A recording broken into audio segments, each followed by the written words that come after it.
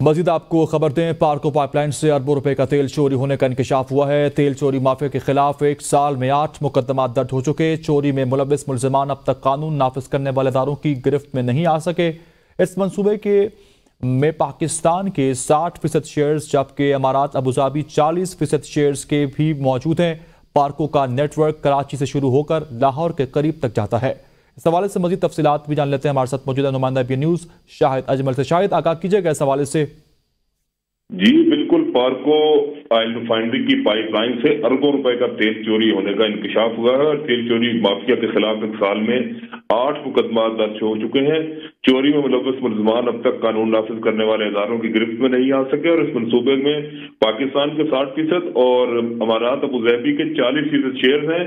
پارکو کا net work Karachi سے شروع ہو کر لاہور کے قریب تک جاتا ہے اور یہ نیٹ ورک 2000 کلومیٹر تک طویل ہے۔ تیل چوری میں سرکاری اداروں کے ساتھ ساتھ مافیاز کے افراد بھی ملوث ہیں اور ذرائع کا کہنا ہے کہ ملزمان کلپ لگا کر کچھ منٹوں میں ہزاروں لیٹر پٹرول اور تیل چوری کرتے ہیں اور پائپ لائن سے چوری شدہ تیل پٹرول پمپس پر فروخت کر دیا جاتا ہے اور چوروں کے نیٹ ورک میں کئی افراد منظم اور مضبوط طریقے سے ملوث ہیں اور مافیا جو ہے 15 سے 20 منٹ میں پٹرول ڈیزل کا 40,000 لیٹر کا ایک جو ٹینکر ہے اس کو بھرتے ہیں اور صرف 15-20 منٹ میں اس طرح 1 کروڑ سے زائد کا ٹینکر جو ہے بھر لیا جاتا ہے اور تیل چوری کر لیا جاتا ہے۔ جی صحیح، شاید اجمل ہمیں آگاہ کر رہے تھے، پارکو پائپ لائن سے تیل چوری ہونے کا انکشاف ہوا ہے۔